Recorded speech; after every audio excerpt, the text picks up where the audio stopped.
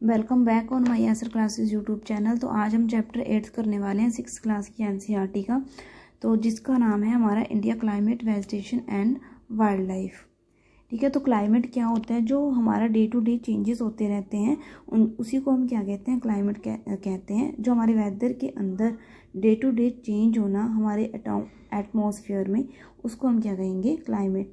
ठीक है, तो इसके अंदर जो इंक्लूडेड होते हैं वो चेंजेस किस किस में होते हैं? हमारे टेम्परेचर में होते हैं, रेनफॉल एंड सनशाइन। आपने देखा होगा कभी कभी जो हमारा वेदर है वो कभी हॉट हो जाता है, कभी कोल्ड हो जाता है, कभी सनी डेज होते हैं, कभी क्लाउडली होते हैं, तो कभी वाइंडी होते हैं। ठीक है, तो ये हम तब नोटिस करते हैं जब हमारा जो है हॉट जो होता है continuously several days you don't need any warm cloth. जब हमारे हॉट डेज होते हैं तो अब हम गर्म कपड़े तो यूज़ नहीं करते। ठीक है, ये कब यूज़ करते हैं? जब हमारे जो कोल्ड डेज होते हैं उनके अंदर वार्म क्लोथिंग का यूज़ करते हैं, और जो हमारे हॉट डेज होते हैं वहाँ पे हम क्या करते हैं? कॉटन के कपड़े क्या होते हैं? प्रेफर करते हैं। तो मतलब ये क्या है, जैसे ही हमारा क्लाइमेट चेंज होता है वैसे ही हम उसके अकॉर्डिंग हम अपने क्या कहते हैं, अपनी लाइफ को उसी के अकॉर्डिंग मतलब लाइव करते हैं। ठीक है, और जो हमारे मेजर सीज़न है आपको पता ही होगा, जो हमारा कोल्ड वेदर है वो कब से कब तक रहता है? हमारा कोल्ड वेदर जो है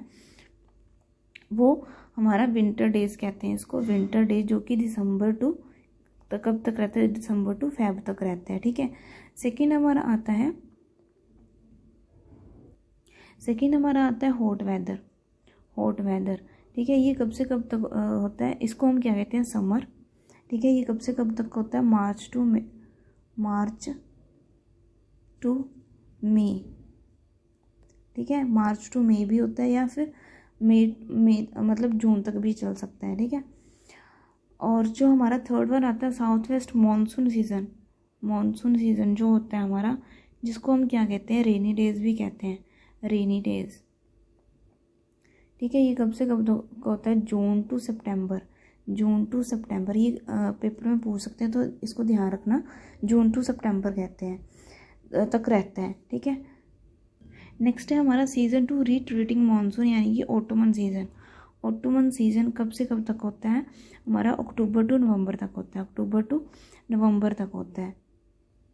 तो नेक्स्ट हमारा करेंगे कोल्ड वेदर सीज़न और विंटर सीज़न। ये कब होता है? जब हमारा ड्यूरिंग द विंटर सीज़न, जब हमारी सन की जो रेज होती हैं वो डायरेक्ट क्या पड़ती हैं? हमारे रीजन पर नहीं पड़ती, डायरेक्टली हमारे रीजन पर नहीं पड़ती, तब वहाँ पर का टेम्परेचर जो होता है वो वेरी लो होता है। ठीक है, तो ये कहाँ पे होता है? हमारा नॉर्थ इंडिया में। ठीक है, यानी कि नॉर्थ इंडिया में यहाँ पे जो सन की रेज है वो डायरेक्टली यहाँ पे नहीं पड़ती, तो उसी को हम क्या कहेंगे? Winter season. सेकेंड हमारा आता है हॉट वेदर सीजन। जब मतलब ये रिवर्स होता है किसका? कोल्ड वेदर सीजन का।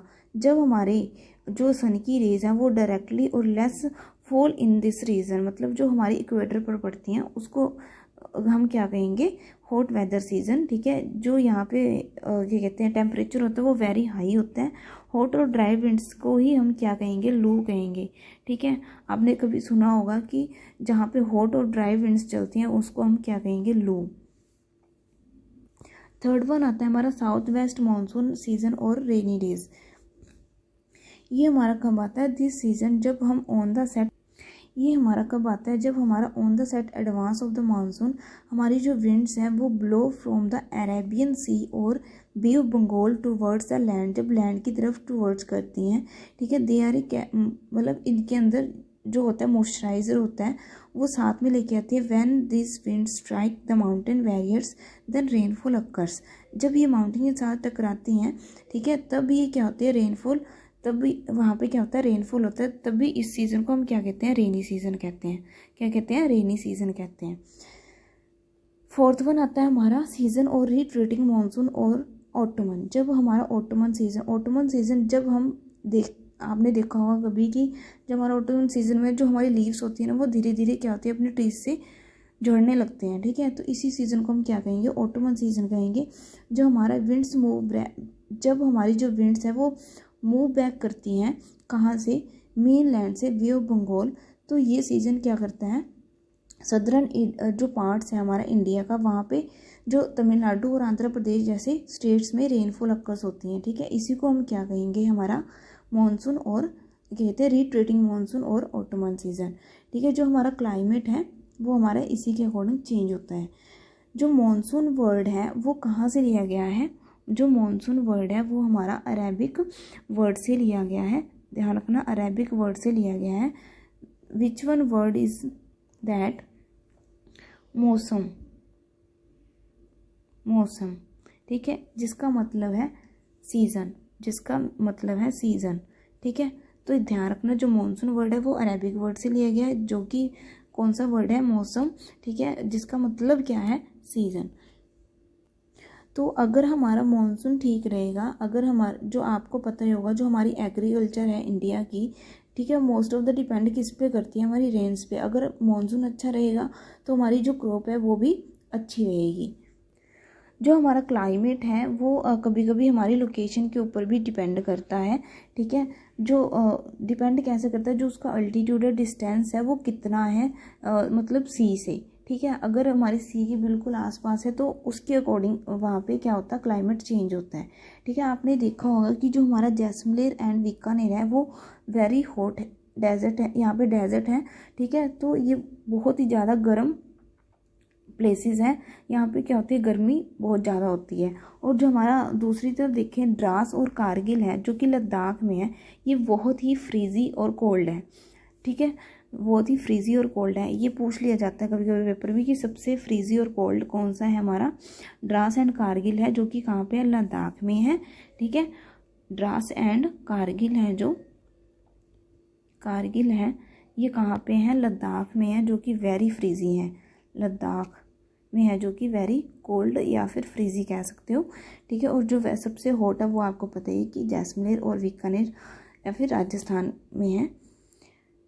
जो हमारी कोस्टल प्लेसेस होती हैं लाइक मुंबई और कोलकाता, मुंबई और कोलकाता, आपने तो सुना होगा कि मुंबई जो शहर है बिन मौसम बरसात, आपने सुना ही होगा, ठीक है। तो जो मुंबई है यहाँ पे ना तो ज़्यादा गर्मी होती है ना ही ज़्यादा ठंड होती है, ठीक है। तो ये सारे मतलब ये क्या है, कोस्टल लाइन पे प्लेस, मतलब कोस्टल प्लेसेस हैं जहाँ पे ना तो ज़्यादा इतनी मतलब हॉट होती है ना ही ज़्यादा इतनी कोल्ड होती है, क्योंकि ये जो ये प्लेसेस होता है वो वेरी ह्यूमिड से भरा हुआ होता है, ठीक है।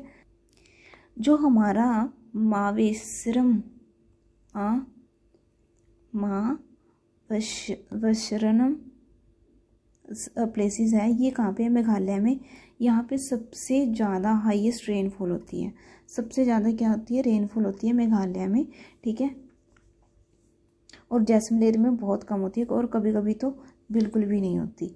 नेक्स्ट हमारा आता है नेचुरल वेजिटेशन, जो कि आपने देखा होगा कि हमने बहुत सारे वेराइटी ऑफ प्लांट देखे हैं अपनी लाइफ में, अपनी लाइफ के सराउंडिंग्स में, जो कि बहुत ही इंपॉर्टेंट रोल प्ले करते हैं। There are also small plants called herbs and shrubs like cactus. जो कैक्टस प्लांट है उसको हम श्रब्स भी कहते हैं, कैक्टस प्लांट को हम श्रब्स कहते हैं, ठीक है। जो कि बहुत छोटे होते हैं, मतलब 1.5 मीटर तक जो होते हैं उसको हम क्या कहते हैं, श्रब्स ट्रीज कहते हैं। और जो फ्लावरिंग प्लांट्स है ये भी हमारे श्रब्स ट्री में आते हैं। और जो जिनकी ब्रांचेस वगैरह मतलब थोड़ी मतलब लंबी होती हैं, ठीक है, लाइक नीम और मैंगो, तो उनको हम क्या कहेंगे, यंग ट्रीज या कैनिपो ट्रीज भी कहते हैं, एमरजेंट लेयर भी कहते हैं। हम इस पिक्चर में क्लियरली डिफाइन क्लियरली इसमें डिफाइन किया गया है कि क्लियरली इसमें डिफाइन किया गया है जो हमारा यहाँ पे है, जो नीचे की है इसको हम ग्राउंड लेयर कहेंगे, ठीक है। जो कैक्टस वगैरह प्लांट आते हैं वो श्रब लेयर में आते हैं, जो कि 1.5 मीटर तक होते हैं, ठीक है। 1.5 मीटर से लेके 5 मीटर तक उसको हम श्रब्स लेयर कहेंगे। 5 मीटर टू 20 मीटर तक जो होते हैं उसको हम यंग ट्री कहेंगे, ठीक है। जो 20 मीटर टू 40 मीटर तक उसके हैं तो उसको कैनोपी ट्री कहेंगे, ठीक है। जो 40 मीटर टू 60 मीटर या उससे अबव है तो उसको हम एमरजेंट लेयर कहेंगे, इतना ध्यान रखना। तो ये हमारे डिफरेंट क्या होते हैं, नेचुरल वेजिटेशन होते हैं, जो कि डिफरेंट क्लाइमेट्स के अकॉर्डिंग ये क्या करते हैं, ग्रो अप करते हैं, ठीक है। तो नेक्स्ट हमारा आता है फॉरेस्ट। फॉरेस्ट हमारे लिए क्यों इतनी नेसेसरी हैं, क्योंकि ये हमारे जो फॉरेस्ट हैं हमें क्या प्रोवाइड करवाते हैं, मेनली ऑक्सीजन प्रोवाइड करवाते हैं। जो प्लांट्स होते हैं वो रिलीज़ क्या करते हैं, ऑक्सीजन, और जो क्या कहते हैं ब्रीथ करते हैं वो मतलब अब्जॉर्ब करते हैं, वो कौन सी, जो अब्जॉर्ब करते हैं कार्बन डाइऑक्साइड। मतलब ये ऑक्सीजन छोड़ते हैं और कार्बन डाइऑक्साइड क्या करते हैं, अब्जॉर्ब करते हैं। ठीक है। The roots of plants wind the soils thus is control the soil. जो प्लांट्स हैं हमारे वो सॉइल भी क्या करते हैं, सॉइल और इरोजन जो होता है उसको कम करते हैं। ठीक है। जो उसकी रूट्स होती हैं वो मिट्टी को बांधे रखते हैं। ठीक है। तो इसको हम क्या कहते हैं, कंट्रोल सॉइल और इरोजन। जो फॉरेस्ट है हमें क्या प्रोवाइड कराते हैं, फ्यूल, फर्नीचर, ठीक है, मेडिकल प्लांट्स, हर्बस, ठीक है, हनी, ये सारे हमारे कहाँ से आते हैं, हमारे फॉरेस्ट से आते हैं, प्लांट्स से आते हैं। ठीक है। और जो फॉरेस्ट है ये नेचुरल हैबिटेट हैं किसके, वाइल्ड लाइफ के। जो नेचुरल वेजिटेशन है वो धीरे धीरे क्या लोग इनको डिस्ट्रॉय कर रहे हैं अपने फ़ायदे के लिए, because of the large reckless cutting the trees. तो ये क्या होता है कि ये प्लांट्स जो है धीरे धीरे क्या कर रहे हैं, कटिंग कर रहे हैं। तो इनके लिए जो गवर्नमेंट ने स्पेशली क्या बनाया है, एक प्रोग्राम बनाया है जिसका नाम है वन महोत्सव। इसमें ज़्यादा से ज़्यादा पीपल क्या करेंगे, ग्रीन करेंगे अर्थ को, मतलब ज़्यादा से ज़्यादा क्या करेंगे, प्लांट्स लगाएंगे। लास्ट हमारा आता है वाइल्ड लाइफ। वाइल्ड लाइफ जो है हमारी मतलब forest are home for the variety of wildlife. ठीक है। इसमें बहुत सारी स्पीशीज रहती हैं, 1000 of species animals and large variety of reptiles. ठीक है। इसमें birds, insects, worms and devils आते हैं। जो हमारा नेचुरल जो टाइगर है कहते हैं, नेचुरल जो वाइल्ड लाइफ है या फॉरेस्ट है, ये हमें क्या कहते हैं, वैरायटी ऑफ आपको बताया भी, मेडिकल वगैरह में भी यूज़ होते हैं। हमें क्या कहते हैं, शेल्टर प्रोवाइड करते हैं, फ्यूल प्रोवाइड करते हैं। तो जो हमारी वाइल्ड लाइफ है, इसी तरह से हमारे जो फॉरेस्ट में रहने वाले स्पीसीज हैं ये भी हमारे बहुत इंपॉर्टेंट रोल प्ले करते हैं हमारी लाइफ में। ठीक है। जो हमारा टाइगर है वो नेशनल एनिमल है। जो हमारा गिर फॉरेस्ट है वो है गुजरात में, जो कि एसिटिक लोइन्स पाए जाते हैं। जो हमारे एलिफेंट है वो कहाँ पे पाए जाते हैं, केरला और कर्नाटका में। एलिफेंट जो है हमारे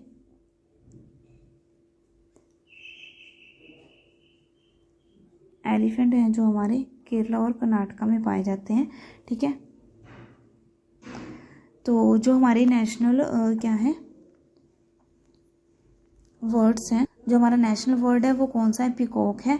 तो ये सारे हमारे मतलब धीरे धीरे जैसे जैसे फॉरेस्ट को काटा जा रहा है उसी तरह ये कुछ प्रजातियां क्या है, ख़त्म होती जा रही हैं, जिनकी वजह से हमारी गवर्नमेंट ने बहुत सारे बायोस्फीयर फिर रिजर्व बनाए हैं ताकि हम इनको रिजर्व कर सकें। ठीक है। तो ये था हमारा लास्ट चैप्टर 6th क्लास का। तो हम नेक्स्ट करेंगे 7 चैप्टर की NCERT स्टार्ट करेंगे। तब तक के लिए मिलते हैं नेक्स्ट वीडियो में। तब तक के लिए बाय बाय, टेक केयर।